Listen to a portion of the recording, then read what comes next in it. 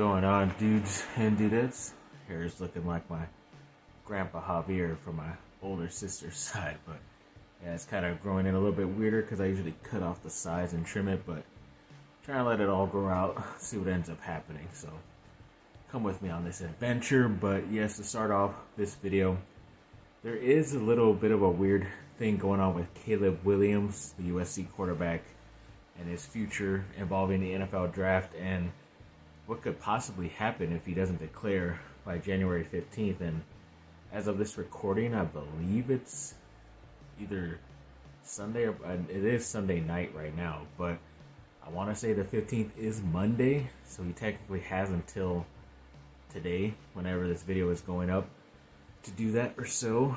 But if not, then he can still try to avoid Chicago if that is really what he is doing with the number one overall pick, because a lot of insiders have been saying that Chicago looks like they're going to be taking him number one overall, and if he doesn't want to go there, then the most likely scenario he has under his belt, if he still wants to be involved in this draft, is to go into the supplemental draft, which happens at some point after the draft, I believe in the summer. And luckily for him, in that first grouping of whoever's picking those first couple of picks in that separate draft, the Bears are not part of it. So that's just another way he can somehow get around to not getting to the team he doesn't want to go to and try to get to a team he does prefer.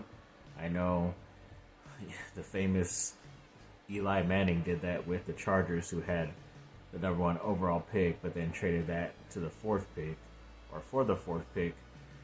And so the Giants could select him, and because that was the team he wanted to go to, and they were able to still get Phillip Rivers, that same draft class. But yeah, I don't know.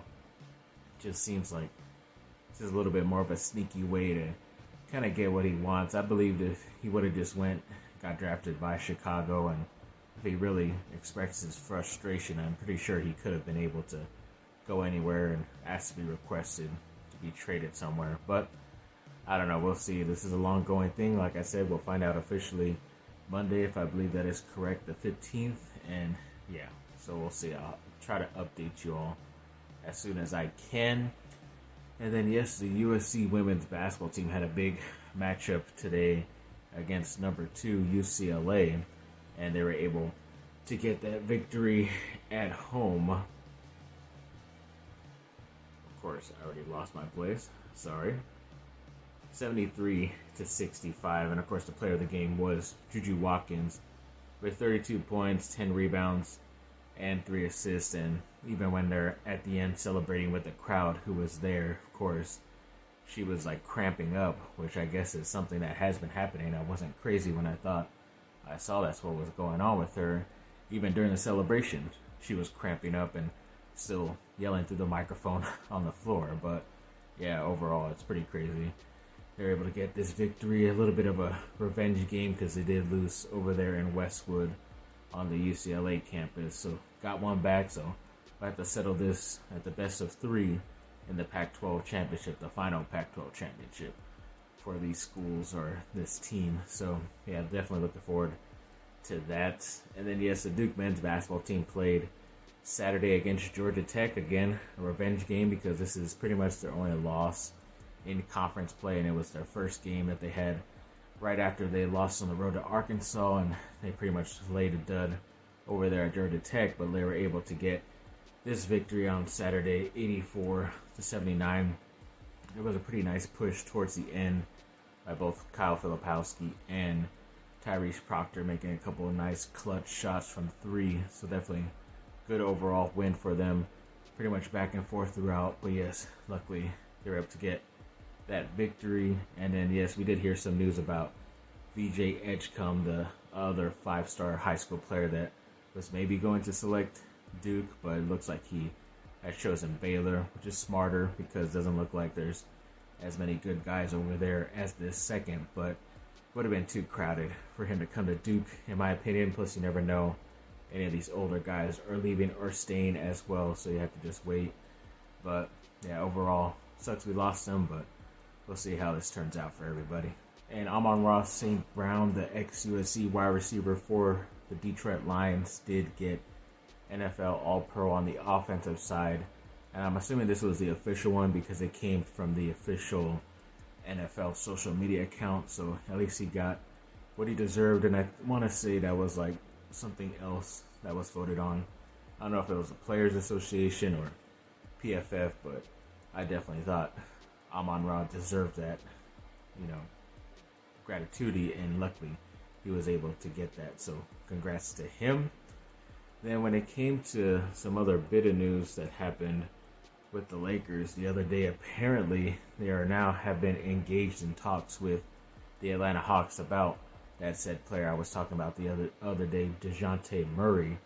So yeah, it looks like something's getting going. I know they're fielding a lot of calls about him because they're open for business to trade. Atlanta is, but I know the Lakers don't want to give up Austin Reeves, but this might be a time to be able to get a more dynamic, athletic player, in my opinion, instead of Austin Reeves. I know he has been breaking down lately once they get to the playoffs because of how much he has to play. Don't know if that will happen as well to Murray, but to get a pretty good, solid player who could do a little bit more, in my opinion, than Austin Reeves, especially on the defensive side. And I think you go with that, but if they can still somehow trade for him without giving up Austin Reeves, then they win even more. So we'll have to wait and see what happens with this. And the other day, Duke football did hire Justin Wells as their chief of staff. So like I said, I don't really know what much of these positions are for that aren't part of the football side of things as far as coaching, but I guess he was a pretty good hire, so got to be happy and excited about that. And of course, have to speak about a couple of my teams, actually quite a handful of my teams going on a bit of losing streaks this last weekend. So USC was on the road at Colorado without 3 of their main starters, so Bronny had to start, but I don't even think he scored a point, which sucked, and they were still able to lose that game to Colorado 58-68, which sucked, but either way, it's for him to get a start under his belt finally. See what happens moving forward, especially with those injuries. And then during that time, the Lakers did lose to the Utah Jazz as well, which sucked because that was a game they were going to have without LeBron James, and the team that's ahead of them are right around the same area in the playoff seeding, and yeah, they lost that game 125-132, which is pretty bad, but either way, have to deal with it. Maybe the trade comes sooner than later, but yeah, it was tough to see. And then, yes, the Anaheim Ducks are still on the road, I believe. Played against the Tampa Bay Lightning and lost that one 1-5 as well. So yeah, pretty bad weekend or last couple of days for my teams playing, but hopefully they will get back on their winning ways this week coming up. And the Chargers signed 11 players to pretty much future contracts. Every team does this to be able to have the first get at a guy to be able to invite them into training camp and on the practice squad and be able to see if they make the roster and sign them and all that stuff. A lot of good handful of the same guys overall are back, like Gerard Clark, the defensive lineman, Elijah Dotson, the running back, Max Duggan, quarterback, Christopher Hinton, defensive lineman, CJ Okoye was that international player they signed, and Jarrett Patterson was a nice person to see, the running back out of Buffalo, the college, but I believe he did start his career with the Washington Commanders, and I always thought he was great. I wanted them to draft him coming out of Buffalo, but they did not, and he did pretty good in some preseason and getting some late games here and there, late time and stuff, so I think he has a lot of talent. I think he had like a crazy game in college, like 6 touchdowns or something. Or he had some crazy stat line in college, one of those games. So yeah, pretty cool to see nice mix of guys that were on the team before and guys who aren't. So definitely looking forward to this. And then why don't we go through the main guys that pretty much that I've sort of talked about that the Chargers were rumored to maybe interview for both GM and head coaching jobs. I know they've been putting up social media posts of people they have officially interviewed, so I want to get to that right away so we can be all caught up to date with a lot of these names. So of course, For the head coaching job, it was Giff Smith in-house. Head coaching was Kellen Moore, the offensive coordinator for the Chargers. GM JoJo Wooden was also in-house. The GM Brandon Brown, I believe, was from the Giants. Head coaching position was Patrick Graham, who was a DC for the Raiders. For head coach Todd Monken, the OC from the Ravens. Steve Wilkes was going for head coach, and he was from the 49ers defensive side.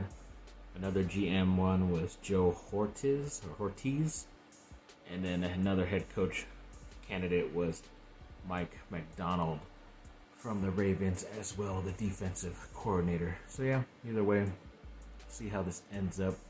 These were the official guys that they put up posts. I know we talked about other guys too, and Detroit ended up winning tonight, so we might have to wait on both of those coordinators. And yeah, I was kind of surprised they were able to get Baltimore and 49ers because they were technically on the bye week, which I guess made it easier, but I thought their teams would hold them off from getting those interviews done, but I guess they were cool with it. At least their organization was, so luckily they were able to knock it out, and hopefully we'll get some news at some point, because I know they want to try to hire, at least look through and interview everybody before they make the hire.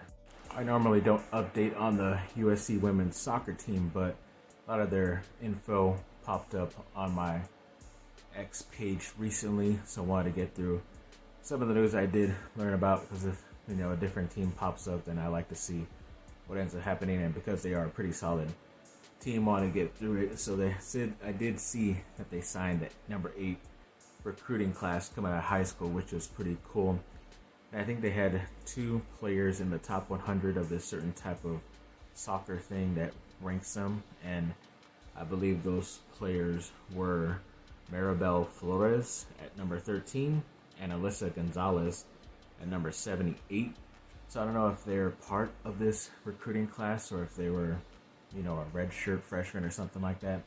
Not 100% sure, because when it came to separate posts about players that they signed, those 2 were not part of it. They had this own separate thing from that. So I'm assuming they've already been on the team. They're just red shirts and did not play last year, but they will this year. And to get into some of the players, at least the rest of the players that they did sign to this number 8 recruiting class, you have Brooke Junkaj, hopefully I'm saying that correct, Eleanor Morrissey, Katie Park, who's actually from Yorba Linda, pretty close to me, so that's pretty cool, Faith George, Lana Gibbs, Peyton Nakagawara, hopefully I'm saying that correct, and then Zoe Burns, an ex-player as well, was drafted like in the 3rd round at number 29 in the Women's Pro League to the Utah Royals. I believe that's their name. So yeah, it's pretty cool for her. They were surprised that she still lasted